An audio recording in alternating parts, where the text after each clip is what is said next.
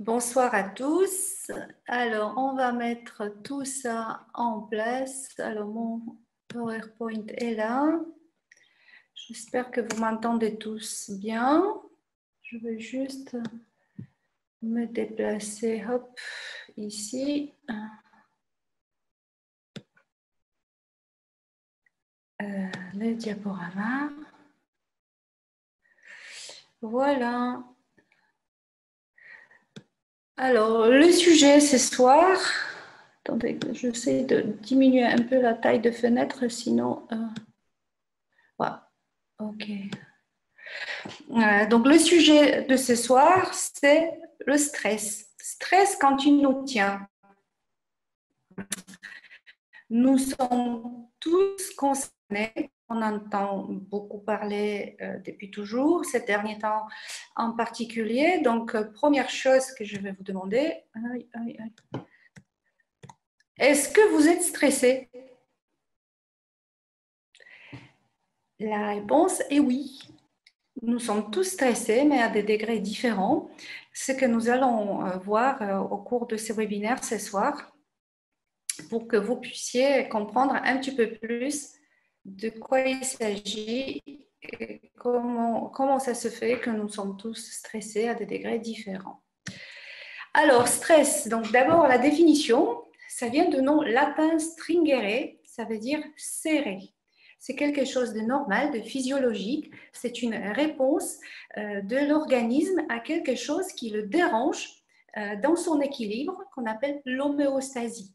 Et donc, c'est tout un ensemble de réactions biologiques, psychiques, physiologiques qui sont mises en place pour s'adapter à ce stress, à cette mise en tension pour retrouver un nouvel équilibre. Nous, aujourd'hui, commençons à comprendre que ce stress, il n'est pas tout à fait anodin, même s'il est tout à fait physiologique et fait partie de notre vie, parce que s'il n'est mal maîtrisé ou qu'il nous dépasse, il peut être à l'origine de nombreuses maladies et qu'on appelle aujourd'hui les maladies de société, maladies de civilisation, qui posent beaucoup de problèmes. Souvent, quand on parle du stress, ça a une connotation négative parce qu'on l'associe à mal-être. On a l'impression qu'on ne le maîtrise pas, qu'il nous domine, alors qu'il faut avoir en tête qu'à la base, si la nature a prévu cette réaction à quelque chose qui la dérange, c'est tout à fait physiologique et c'est un mécanisme de notre survie. Ça nous permet de nous adapter à tout changement qui se produit. On mobilise le maximum de ressources pour s'adapter à la situation et il faut le retourner dans le bon sens pour en sortir encore plus fort, comme par exemple dans une compétition sportive ou en préparant un examen, pour qu'on puisse le dominer. Et donc ça, c'est du bon stress. Alors, comment ça marche le stress? Le bon stress, mauvais stress, trop ou pas assez.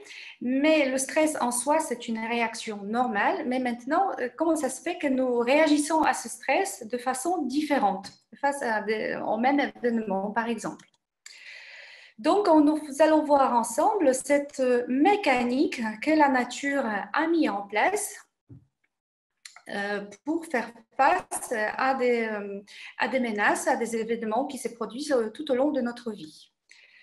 Donc, face à une situation stressante, une menace quelconque, si nous apercevons un danger dans notre rétroviseur, le corps tout de suite produit de l'adrénaline, ce qui fait que notre pouls s'accélère, nos pupilles se dilatent, le cœur s'accélère, nous transpirons, nous nous contractons, nous respirons plus fort, nous préparons pour éviter ces dangers, pour survivre. Ça, c'était mis en place tout au long de l'évolution. Et ça, c'est quelque chose de tout à fait physiologique. Ça s'appelle le stress aigu. C'est une réponse de l'organisme de survie, donc fuir ou combattre pour éviter le danger. Vous voyez ici, je vous ai fait un petit graphique. Donc, dès qu'on perçoit une menace, attention, la survie est en danger. Donc, notre cerveau ancestral, le cerveau reptile, bing, il a reçu le signal d'alerte et tout de suite, il y a la réponse, sécrétion de l'adrénaline. Ça se passe par un système nerveux qu'on appelle sympathique, qui est tout à fait autonome, qui ne dépend pas de notre volonté, ça se passe en dehors de notre conscience. C'est l'organisme qui gère ça, c'est au fond de notre cerveau ancestral reptilien, pour préparer l'action, fuir ou attaquer. Ouf, la menace est passée, le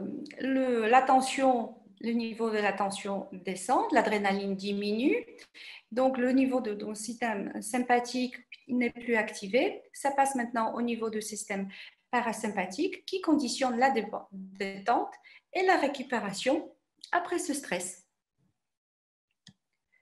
Donc, la vie est faite de cette alternation de stimulus détente, alerte détente. Donc, vous voyez le syndrome sympathique, dès qu'on aperçoit une menace qui se met en activité, qui nous motive pour notre survie de fuir ou affronter le danger. Une fois ça s'est apaisé, donc il y a le système parasympathique qui prend le relais, que notre corps puisse récupérer après cette activité, et c'est tout à fait physiologique, ça fait partie de notre vie, comme respirer, comme manger, etc. Donc là, jusque-là, il n'y a rien d'anormal. Et si cette situation d'alarme persiste, qui dure dans le temps, la nature a déjà prévu ça. Donc, elle a prévu qu'il y a d'autres mécanismes qui se mettent en place, donc qu'on appelle le mécanisme d'adaptation au stress. Donc, il y a d'autres substances, d'autres hormones qui rentrent en jeu. Donc, il y a les deux systèmes sympathiques et parasympathiques qui sont quand même mobilisés. Et on fait face à ces dangers. Donc, entre autres, là, il y a la cortisol, une autre hormone du stress qui commence à être sécrétée par l'organisme et qui nous permet de nous adapter à ce stress qui dure un peu plus longtemps que la seule durée d'adrénaline qui pourrait y faire face pour que nous ne soyons pas à court du carburant. Mais si dans le temps, c'est vraiment trop long, nos défenses d'adaptation à ce stress se trouvent effondrées, vraiment plus de jus, et là c'est la catastrophe, on n'a plus de moyens d'adaptation et de défense contre le stress. Et dans notre vie quotidienne, nous n'avons pas forcément le temps de récupérer d'un épisode de stress à l'autre parce qu'elle s'enchaîne au fil de la journée. Nous apprenons une mauvaise nouvelle, une deuxième mauvaise nouvelle, et nous sommes tout le temps stressés, et le niveau de stress monte. Et nous n'avons jamais de temps pour récupérer, pour faire la phase de récupération. Et beaucoup plus facilement dans notre société stressante aujourd'hui, quand nous avons épuisé nos capacités d'adaptation, nous arrivons malheureusement souvent à l'effondrement de ces défenses. Donc, pour vous visualiser, la première réponse de l'organisme au stress, c'est la sécrétion d'adrénaline. Ding, c'est le bolus, que les yeux s'ouvrent, que le cœur s'emballe. Ça peut être un bon ou mauvais stimuli. C'est la même réponse, elle est automatique. Et si le stimuli dure, ça passe donc par le signaling dans l'autre partie du cerveau qu'on appelle le cerveau limbique, hypothalamus, hypophyse, qui a tout un signaling de sécrétion d'hormones, du cortisol, qui prend le relais, qui assure la survie de notre organisme. Vous voyez ? Donc, ce cortisol, c'est quoi cette hormone? On entend beaucoup parler. Là, je ne vois plus rien. Donc, le cortisol qui est sécrété par des glandes surrénales, c'est des petits chapeaux qui sont posés sur les reins. Et après la stimulation par le cerveau, et ça fait partie de groupes d'hormones qu'on appelle les glucostéroïdes. Gluco, ça veut dire quoi? Que sa première action, c'est d'augmenter le niveau de glucose dans le sang, la glycémie. Et ça permet de mobiliser les réserves énergétiques pour fournir au corps de l'énergie dont il a besoin pour pallier au stress. S'il doit courir beaucoup plus longtemps, ben, il ne faut pas que les muscles manquent du carburant. Donc, on mobilise les réserves pour fournir de l'énergie, ce qu'il faut. Mais il a d'autres aussi actions qui sont aussi en lien avec le stress. Il augmente les sécrétions du sucre gastrique. Donc, on a plus faim, on mange plus. De façon, si ça dure, donc augmente également la pression artérielle pour faire pomper plus de sang, plus d'oxygène aux tissus qui en ont besoin. Et ça mobilise, donc au niveau du foie, ça c'est pour fabriquer du glucose. Et au niveau des poumons, donc pallier à la respiration aussi pour l'oxygénation des tissus. Si le stress dure dans le temps, pendant des mois, des années, on arrive à des situations qu'on appelle les états de hypercortisolémie relative fonctionnelles, parce qu'elles sont provoquées pas par une maladie, mais par ce stress chronique que vous avez vu tout à l'heure sur la courbe qui s'accumule, qu'on n'a jamais de la phase de détente, on ajoute déjà, on était un petit peu stressé, on n'était pas à niveau zéro, on a rajouté notre stress, et ce qui fait que nous sommes tout le temps en état de veille, en état de perception de danger et que nous devions nous défendre. Donc, son premier rôle, c'est la résistance au stress, jusqu'à ce qu'il n'y en ait plus, donc on n'a plus de résistance. Deuxièmement, c'est néoglucogénèse, donc fabriquer et fournir du sucre au tissu, mais si ça perdure, ça peut augmenter le sucre de façon durable dans le sang, avec alimentation déséquilibrée, ça peut provoquer donc, le diabète et une prise du poids, parce que le sucre qui est mobilisé dans notre organisme et que nous ne dépensons pas, puisque nous ne courons pas, nous avons juste perception de ce danger qui fait qu'il y a plein de cortisol, eh bien, ce sucre, s'il n'a pas été utilisé, ben, il est stocké, il est transformé en graisse. Et donc, ça se dépose un peu partout dans le corps. L'augmentation de sécrétion gastrique, ben, ça peut donner des ulcères d'estomac. Si la tension artérielle est élevée tout le temps, donc on peut avoir des maladies cardiovasculaires. Ça provoque également des problèmes ostéo-articulaires puisque on va chercher l'énergie où on peut et en même temps les os sont décalcifiés par l'action du cortisol, les tendons s'amincissent, donc on peut se blesser souvent quand on fait de l'activité physique, on ne comprend pas deux fois pourquoi au moindre footing on revient avec des douleurs partout. Ça peut être simplement stress chronique avec trop de cortisol. Au niveau du système nerveux, ça fait aussi pas mal du dégât parce que le cerveau qui est soumis tout le temps à cette présence du cortisol, ça peut conduire à des troubles cognitifs, donc, maladie d'Alzheimer par exemple, dépression qui sera résistante aux médicaments, augmentation de l'appétit pour pallier au rôle physiologique du cortisol qui nous appelle à avoir de plus en plus d'énergie. Et ça, c'est quand même pas trop mal, la diminution de la douleur. L'action du cortisol sur le système immunitaire est aussi très importante parce que ça diminue l'immunité. Donc, ça veut dire que comme on est dans l'urgence, dans le stress, on gère l'urgent. Donc, le reste est mis de côté. Donc, le côté inflammation, ce n'est pas prioritaire pour l'organisme. D'abord, on s'extire du danger et on verra pour l'inflammation ensuite. Mais si ça perdure dans le temps, la baisse de l'immunité, ça peut être fatal. Voilà le topo. Et donc, une fois nous avons eu un stimuli du stress où il y avait l'adrénaline qui a été sécrétée par notre cerveau reptilien archaïque, système autonome, que l'hypothalamus et le système limbique ont pris le relais.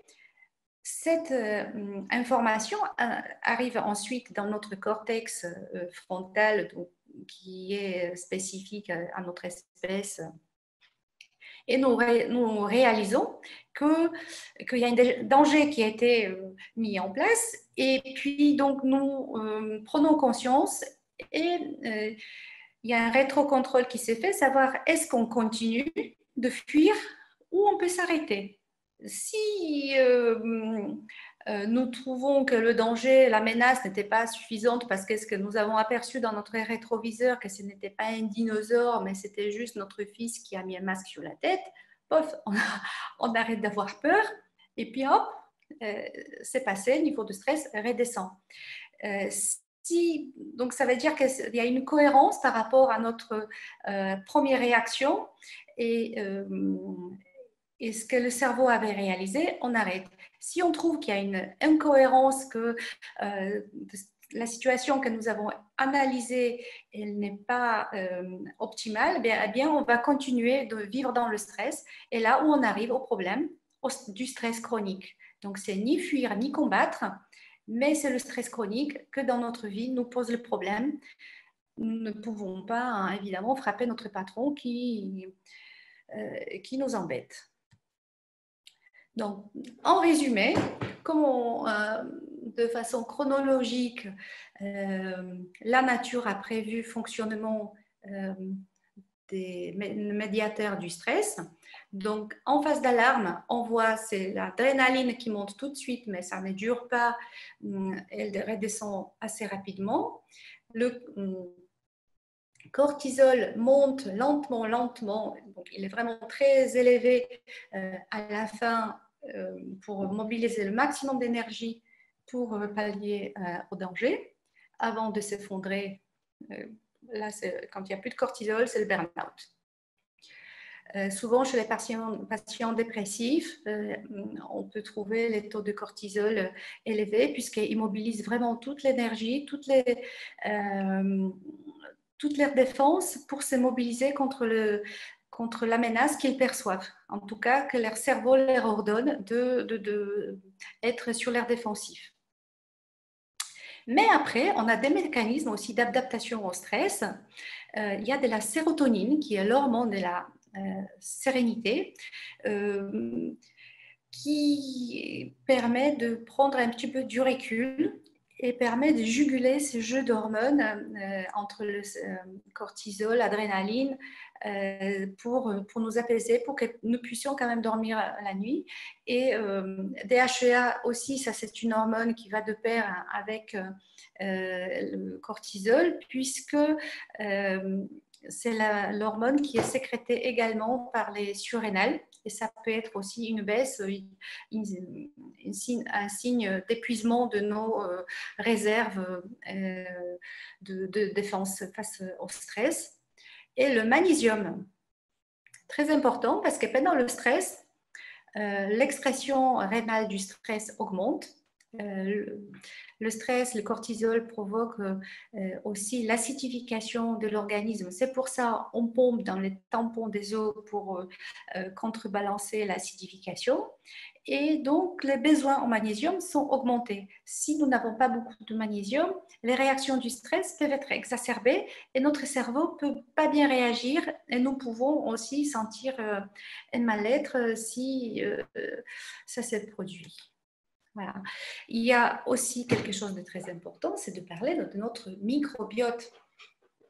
C'est notre ami. Le cerveau communique avec l'intestin. C'est un dialogue à double sens.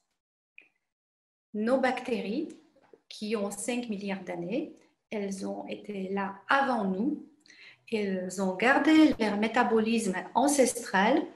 Et on ne sait pas si c'est nous qui nous sommes adaptés à leur fonctionnement ou c'est elles qui se sont adaptées à nous.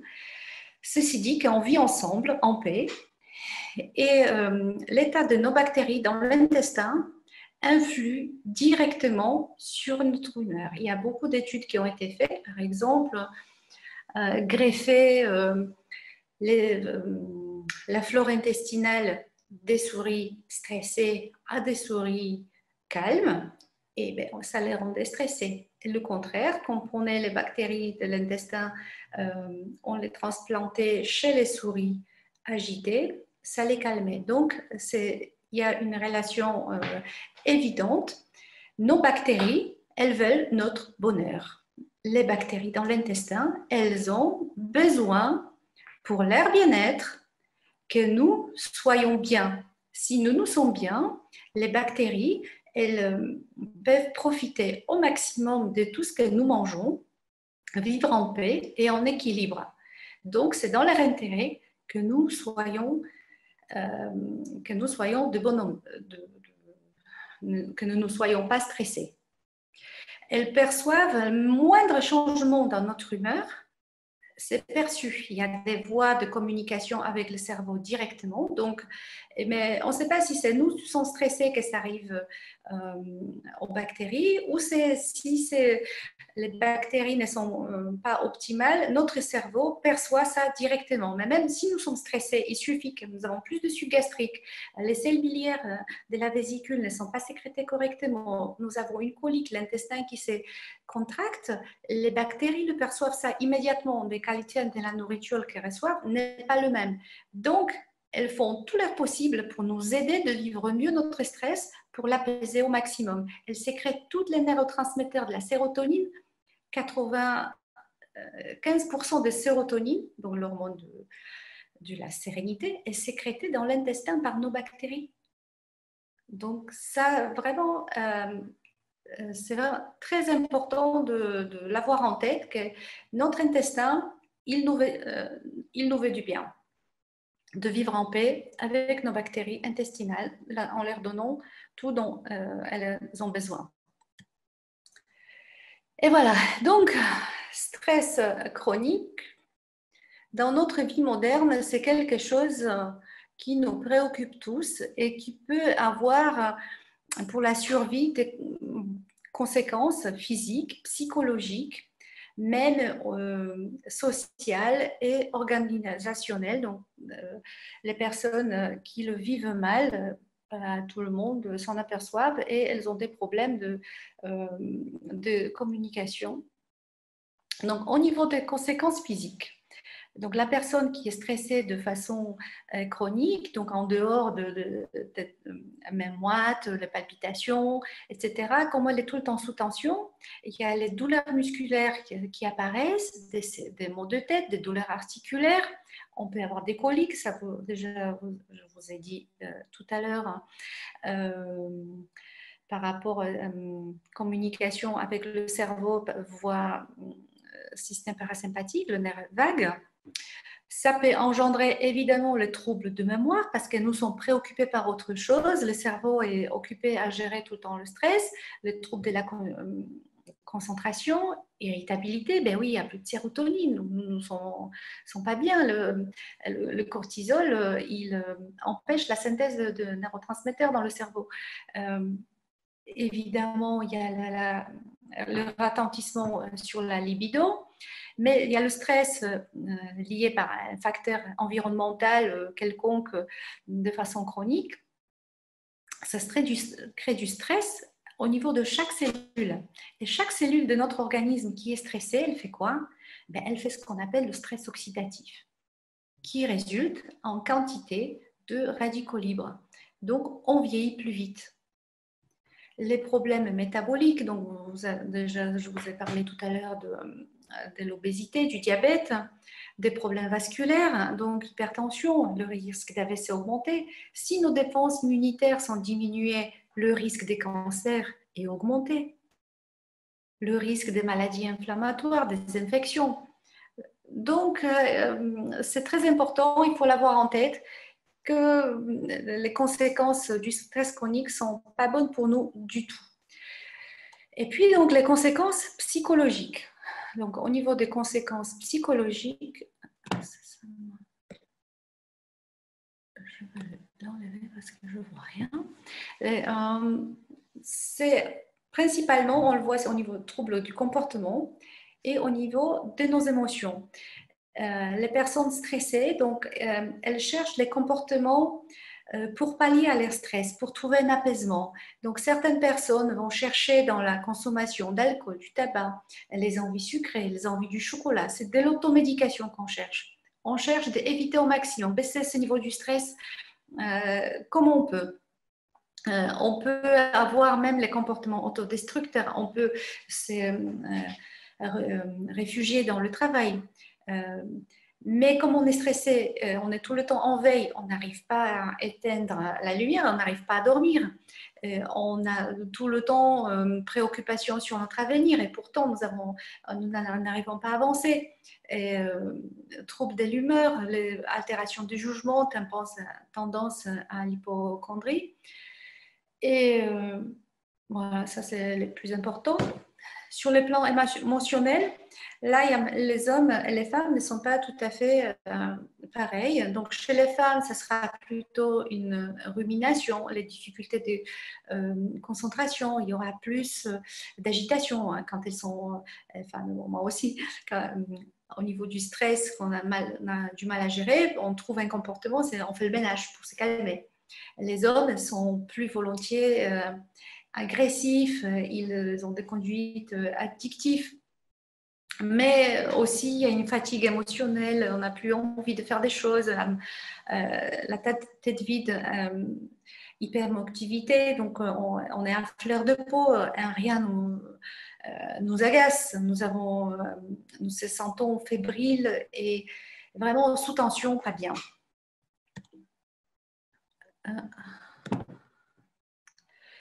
Et on arrive, les conséquences au niveau de la société, eh bien, ça veut dire que la personne stressée, elle est vraiment pas bien. Il n'y a plus d'intérêt pour le travail, elle ne cherche pas le contact avec les autres personnes, elle cherche plutôt à s'isoler. L'efficacité au travail en pâtit parce que comme elle rumine beaucoup, le travail n'avance pas et pourtant elle se sent tout le temps sous tension, commence un petit peu à s'absenter.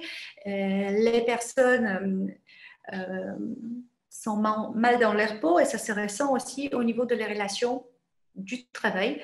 Donc, il y a avec augmentation des conflits avec le patron ou les collègues du travail. Donc, c'est important d'avoir ça en tête parce que de temps en temps, on voit les personnes comme ça autour de nous. Et je pense qu'il est important de s'intéresser à ces personnes, de leur tendre la main. Et même si peut-être quelqu'un de vous qui est dans cette situation, il ne faut pas hésiter, s'arrêter, de consulter un professionnel, de se prendre en charge. Ne restez là parce que l'étape suivante, c'est le burn-out. Et là, tout s'effondre. Eh bien, alors maintenant, comment on va faire quand on a identifié comment ça fonctionne et les dégâts que le stress chronique mal géré peut provoquer? Ben, comment en sortir et aller mieux? Ben, le meilleur moyen, c'est de prévenir. Ben, donc, savoir s'organiser dans notre travail, savoir dire non si on nous demande de faire trop de choses, de gérer les priorités, savoir ce qui est urgent, ce qui peut attendre. Donc, comme ça nous repositionne un petit peu au niveau de notre travail, faire une liste de choses qui stressent, essayer de les identifier. Est-ce que c'est le téléphone qui est posé à côté de nous, qui nous envoie des notifications toutes les 2 minutes, à moindre fait divers qui s'est produit dans le monde? Donc, prévoir aussi les situations qui peuvent être stressantes pour se préparer.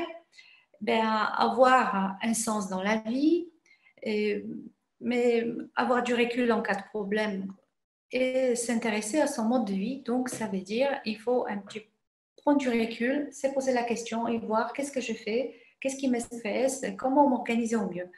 Et ça, se résume en un seul mot, décompresser. Mais comment? Alors, être à l'écoute de ses émotions.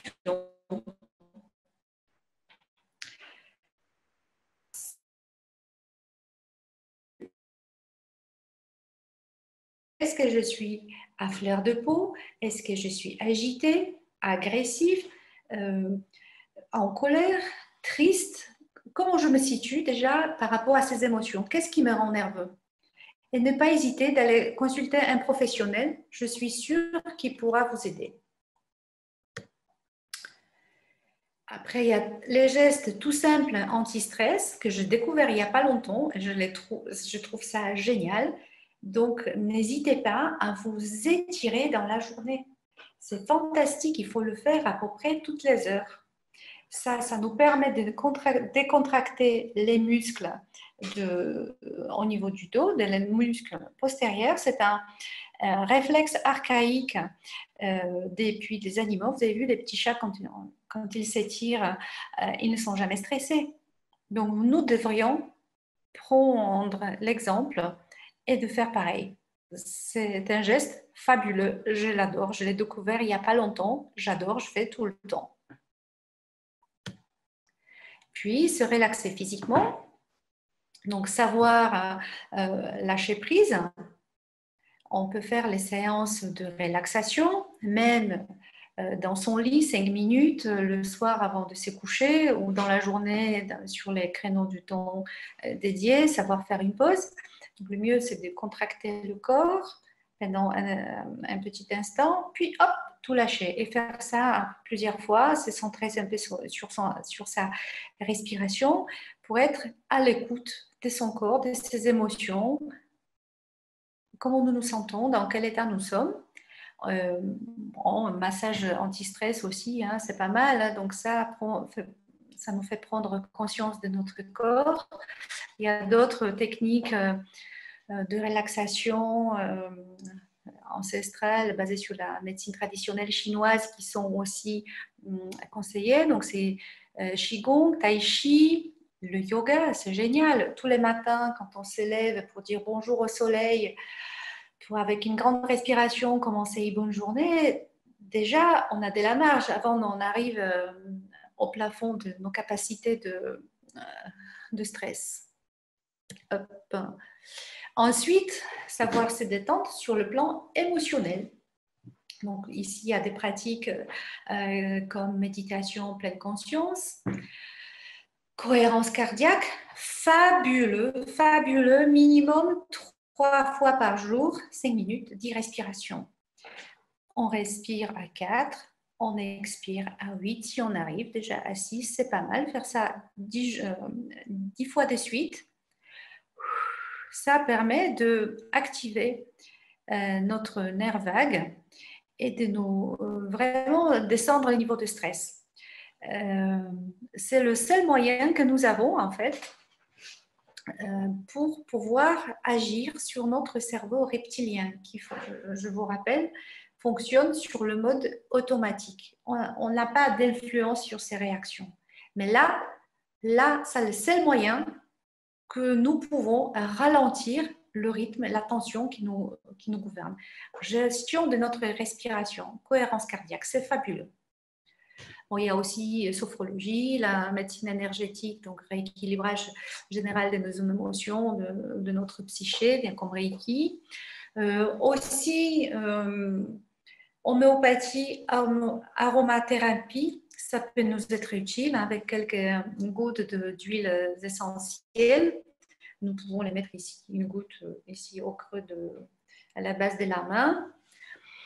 Inspirez quelquefois profondément, gardez et relâcher. Ça permet aussi de se détendre si nous sentons vraiment trop en tension. Voilà. Et puis l'activité physique reste incontournable. Nous sommes faits pour bouger. Là, je vous ai mis une petite image avec l'activité que tout un chacun peut faire à la maison, comme nous sommes confinés. On n'a pas besoin de grand-chose pour faire quelques exercices de détente pour pouvoir bouger nos muscles. Et rien que ça, déjà, ça fait que notre niveau de cortisol peut diminuer. Ça améliore le fait que notre corps bouge, on prend conscience de son existence. Ça augmente notre estime en soi, ça améliore le bien-être. On peut avoir meilleure relation du coup avec les autres puisque nous percevons mieux notre corps, donc nous sommes plus ouverts pour aller vers les autres. Évidemment, l'énergie est augmentée, on détend nos muscles qui sont moins en tension. Et puis, sur le coup, on se concentre sur ce qu'on fait et on oublie tous les tracas qui nous causent ces grands stress. Et le dernier, et pas le moindre, c'est de dormir. Le petit train de sommeil, le soir, il ne faut pas le rater. Donc, le soir, dès qu'on sent qu'on a un petit peu les paupières qui tombent, un petit peu le sable dans les yeux, il ne faut pas rater le train, il faut aller se coucher. Tant pis pour le film, on éteint la télé, on éteint la tablette. Le sommeil, ça permet de descendre le niveau du cortisol, ça permet la récupération de l'organisme, ça vide le cache du cerveau, selon l'expression moderne, et ça nous permet de repartir de bon pied le lendemain matin. Nous récupérons en fait dans la première partie de la nuit, entre 22h et minuit. C'est la meilleure qualité du sommeil où le corps récupère le plus. C'est là où l'équilibre hormonal se fait. C'est là où nous sécrétons de l'hormone de la croissance. Même oui, nous adultes, jusqu'à notre mort, nous sécrétons l'hormone de croissance, qui est garant de notre jeunesse, si je peux dire, oui, de renouvellement cellulaire et de bon fonctionnement de l'organisme. Donc, il est vraiment important de se coucher tôt le soir pour ne pas rater ce train de sommeil qui nous fait récupérer. Après, c'est très important, ce qui était là la semaine dernière, donc que notre alimentation est cruciale. Nous sommes ce que nous mangeons. Donc, quand on est stressé, nous avons le cortisol en trop nous pousse à manger des choses que nous n'avons peut-être pas forcément envie qui ne sont pas forcément optimales pour faire face au stress, pour mieux résister. C'est plutôt gras et sucré que nous aurons envie de manger. Eh bien, l'alimentation idéale, c'est l'alimentation qui doit s'approcher le plus possible de la diète méditerranéenne parce que c'est la diète qui est variée, pleine de fruits et légumes, les céréales complètes, la viande maigre de bonne qualité, beaucoup de poissons, les épices, l'huile d'olive. Donc, il y a tout ce qu'il faut. Mais c'est important de manger bon aliment en bon moment de la journée, qu'on appelle chronoalimentation. Donc, le matin, il faut un repas protéiné qui sera plutôt pauvre en sucre. En fin de journée, des légumineuses, bananes, kiwis au goûter, avec une poignée d'amandes pour favoriser la nuit sereine. Et donc, ne pas oublier les oméga 3 sous forme d'huile de colza et de petits poissons gras qui sont abondants dans l'alimentation d'inspiration méditerranéenne. Et les fibres, évidemment, pour nourrir notre microbiote qui en raffole. Les bifidobactéries, elles raffolent de fibres. Plus il y en a, plus nous serons heureux et les bactéries seront heureuses. Elles se trouvent donc ces fibres dans les céréales complètes, les fruits et légumes que nous devrions en manger en abondance. Là, vous avez l'exemple de l'assiette, mais sur la journée, la ration de fruits et légumes doit représenter 2 poignées pleines comme ça. Donc, est-ce que tout le monde a eu sa dose aujourd'hui de fruits et légumes? La question est ouverte. Alors, sinon, il faut revoir votre menu. Hop.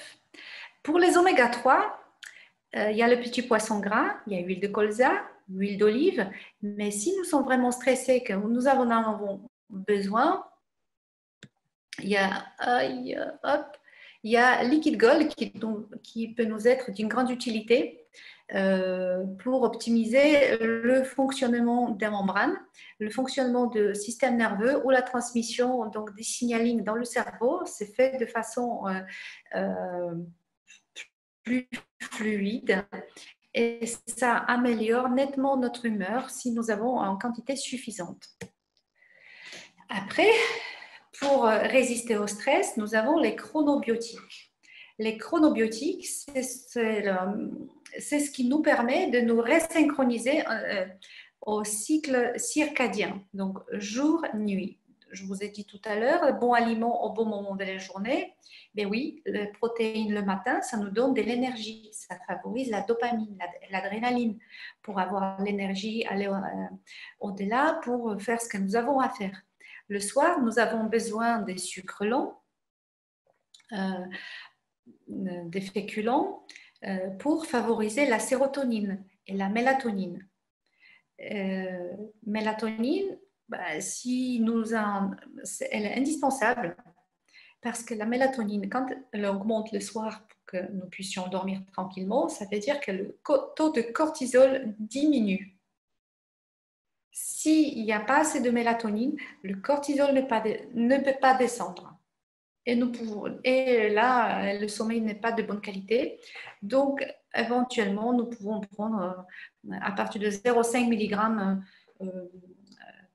en comprimé avant de dormir le soir. C'est déjà, il y a l'effet.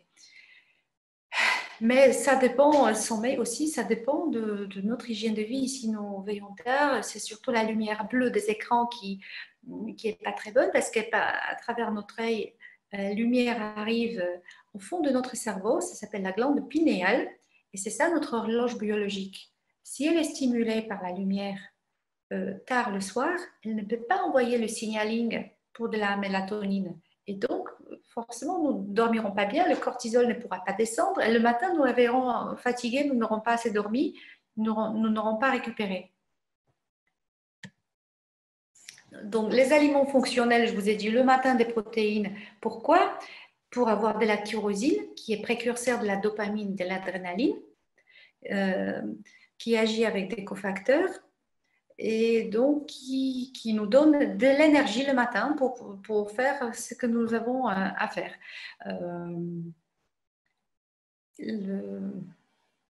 Fin d'après-midi, au goûter, pour avoir du tryptophane, qui est précurseur donc, de la sérotonine et de la mélatonine, pareil, qui agit avec des cofacteurs, donc les minéraux et des vitamines. Tryptophane, donc c'est le précurseur de la sérotonine, mais tout ça, ces neurotransmetteurs peuvent être empêchés d'être synthétisés par trop de cortisol. Donc c'est pour ça qu'il n'est pas inutile d'en apporter.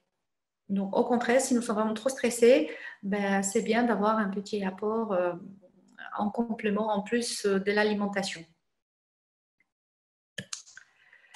Après optimisation micronutritionnelle en vitamines et minéraux, le magnésium, déjà je vous en ai parlé tout à l'heure, pour la gestion du stress, il est élémentaire. Déjà, il permet de diminuer le tonus musculaire, donc éviter les tensions nerveuses au niveau des muscles, permet de meilleur fonctionnement du cerveau au niveau de récepteurs dans le système nerveux central. Je ne sais pas si vous avez entendu parler des récepteurs GABAergiques qui sont inhibiteurs pour le cerveau. Donc, si nous sommes trop excités, on a intérêt d'activer nos récepteurs GABA qui arrêtent la transmission de ces signaux. Donc, ce qu'ils font, les médicaments, tous les anxiolytiques. Des fois, on se fait aussi une automédication pour essayer d'activer ces récepteurs GABA. C'est l'alcool ou les drogues qui ont la même action. Mais si on a un apport optimal en oméga 3, en magnésium, déjà notre GABA, il fonctionnera beaucoup, beaucoup mieux et nous n'aurons plus besoin de recourir aux médicaments ou à l'alcool. Le zinc aussi est intéressant puisque c'est un cofacteur de la synthèse des neurotransmetteurs, important aussi dans le système immunitaire. La vitamine D pour le système nerveux, elle est indispensable pour les cellules nerveuses. Les vitamines de groupe B, le cerveau en raffole. Pour la synthèse de tous les neurotransmetteurs, c'est indispensable. Donc ça, on trouve évidemment dans tous les fruits et légumes, abondamment, dans les féculents, dans les sucres lents qui contiennent beaucoup de magnésium. Mais aussi, c'est intéressant apporter davantage avec on peut prendre même des ampoules de chlorure de magnésium avec de l'eau et on peut le boire tout au long de la journée. D'autres minéraux aussi, sélénium, fer, cuivre, manganèse, etc., qui sont aussi nécessaires pour optimiser le fonctionnement de l'organisme pour qu'il puisse faire face au stress et mieux le gérer. La vitamine C et encore, évidemment, il y a la mélatonine, mais bon, ça, en option, ce n'est pas obligatoire. Donc, importance vraiment des fruits et légumes pour avoir tout ça dans votre assiette pour fonctionner au mieux. Mais magnésium, même si on fait très attention à notre alimentation, même si nous mangeons beaucoup de céréales complètes, des féculents, si nous sommes dans une situation de stress chronique de surcroît, ben, nos besoins en magnésium sont augmentés. Plus nous avons mal aux muscles, etc., des maux de tête, nous sommes hyper irritables, à fleur de peau, sursautant au moindre bruit, nous avons la paupière qui saute, magnésium, magnésium, magnésium. Et le chlorophylle, c'est parfait, contient de grandes quantités du magnésium, donc on peut le boire tout au long de la journée. Et il apporte aussi d'autres substances avec des antioxydants et la chlorère qui nous permet aussi de détoxifier des substances néfastes dans notre organisme, fait que c'est vraiment une bouffée d'oxygène dans le corps. Ne pas oublier notre cher microbiote qui nous fait du bien. Vous avez compris que la qualité du microbiote conditionne notre humeur. Donc, en médecine, actuellement, on pousse jusqu'au dire que les probiotiques, certaines probiotiques, on les appelle psychobiotiques. On a identifié certaines souches qui modifient le comportement des maladies. Donc, pour la maladie, pour la dépression, c'est déjà quasi la norme. Il y a pour l'autisme aussi, maintenant la maladie Parkinson, Alzheimer, etc. On le sait qu'est substitué avec des probiotiques, ça peut changer le cours de la maladie. Déjà, les bactéries sont ce que nous mangeons, donc donnons-leur à manger. Ce que nous leur donnons à manger, les fibres, ce sont appelées des prébiotiques. C'est la nourriture de nos bactéries. Après, éventuellement, il y a des compléments alimentaires, des probiotiques. Dans le stress, il y a certaines souches qui sont plus efficaces que d'autres. Mais les souches qui sont utiles dans le stress, nous les trouverons où? Naturellement, dans les produits lactofermentés. Donc, dans la diète méditerranéenne, nous les trouverons tout simplement dans le yaourt de chèvre ou brebis fermenté. Nous les trouverons dans les olives, dans la choucroute, bon, pas trop en France. Donc, si vous voulez vous amuser, vous pouvez faire vos produits lactofermentés au minimum, nous limiter à des olives noires à l'apéro. Alors, après, il y a les plantes qui viennent à la rescousse pour nous aider à gérer notre stress. Donc, en premier lieu, place de choix, c'est pour les adaptogènes. Rhodiola rosea, c'est la plante des traders en bourse. Ça permet de moduler le taux du cortisol dans l'organisme. C'est fabuleux. Elle est géniale cette plante, j'adore. On a aussi le safran qui a une action, on va dire, sur plusieurs niveaux pour réguler notre système nerveux. Il agit au niveau de tous les neurotransmetteurs. Il agit surtout sur la sérotonine, permet de vraiment gagner beaucoup en sérénité, noradrénaline, dopamine. Ça permet de régénérer le système nerveux central. Ça permet d'augmenter nos capacités de mémoire. Comme rhodiola, c'est très très bien. Il y a aussi le ginseng qui agit sur la fatigue émotionnelle, qui nous donne un peu d'énergie. Il y a aussi maca, il y en a d'autres, bon, ça c'est l'essentiel. Les huiles essentielles aussi sont très intéressantes dans la thérapie anti-stress. Donc, soit avec les gouttes qu'on peut prendre tout au long de la journée, ou éventuellement les huiles essentielles de lavande, de citrus, c'est l'orange, basilic ou camomille. Donc, elles ont été intégrées dans le relaxin qui, pour gérer le stress, donc c'est action synergique sur plusieurs niveaux qui nous permet de faire face, de descendre le niveau du stress pour faire face à tout ce que nous avons à faire.